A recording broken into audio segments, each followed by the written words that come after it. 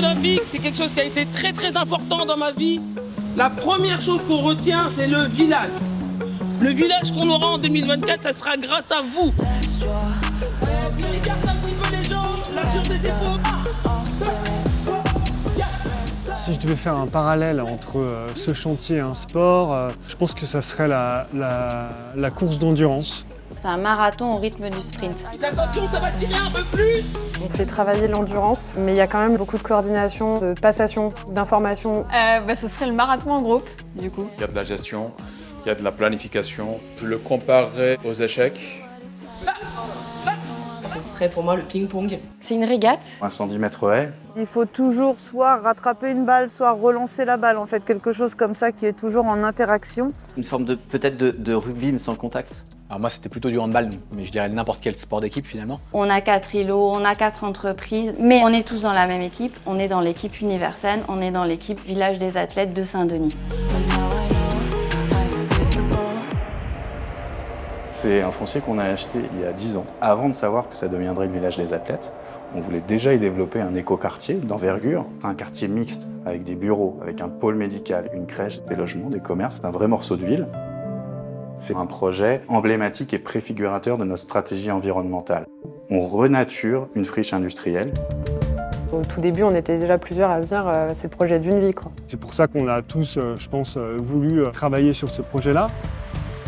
On est parti de ce qu'on sait faire, notre métier de base, et on a tout re-questionné. La notion de compte à rebours, on la trouve sur nul autre projet. Toutes les semaines, on fait un point sur tous les projets à faire.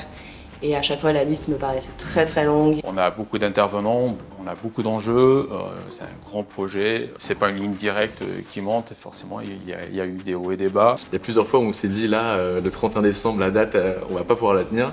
Pas plus tard qu'hier pour les dernières signatures du dernier document.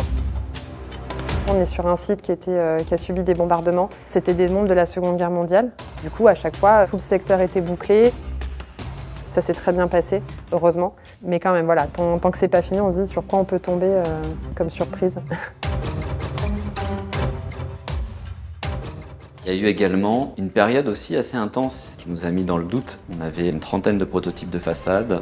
La tâche en fait était encore plus énorme qu'on le pensait. On a mis des mois à finaliser ces prototypes et sans cette finalisation, on passait pas les commandes, on prenait du retard. On a eu le Covid, ensuite on a eu la guerre en Ukraine, la crise d'approvisionnement potentiellement. On va manquer d'acier, on va manquer de bois, on va manquer d'énergie. Mais on a su travailler avec les entreprises, anticiper les choses pour y arriver. On a mis en commercialisation des appartements pile au moment de la hausse des taux et des difficultés d'obtention de financement des clients. Ça a été des périodes qui n'ont pas été faciles. Le fait d'avoir une organisation, une équipe, fait que finalement le doute, même s'il existe, n'est jamais paralysant et contribue au contraire à créer une énergie qui fait qu'en fait, ensemble, on va y arriver.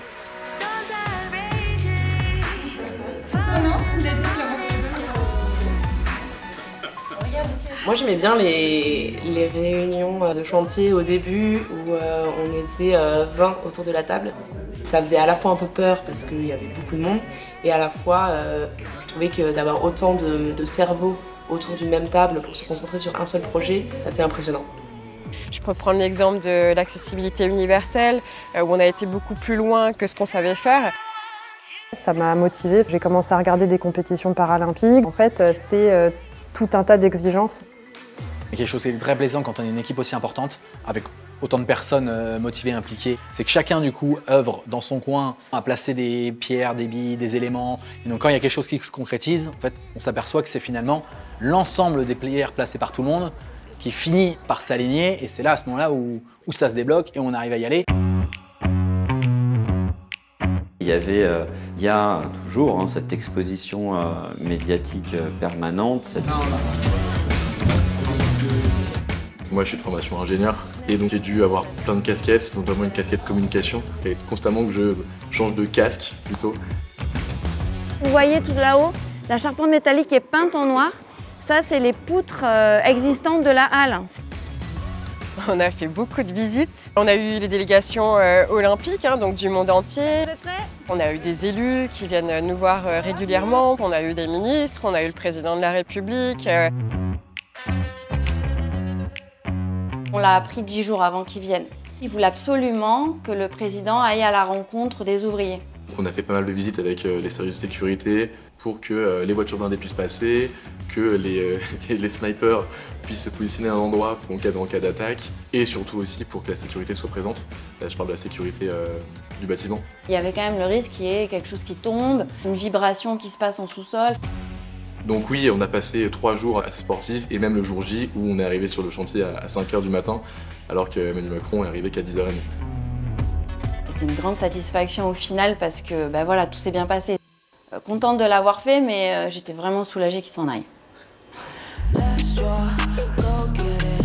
Il y a 1034 logements.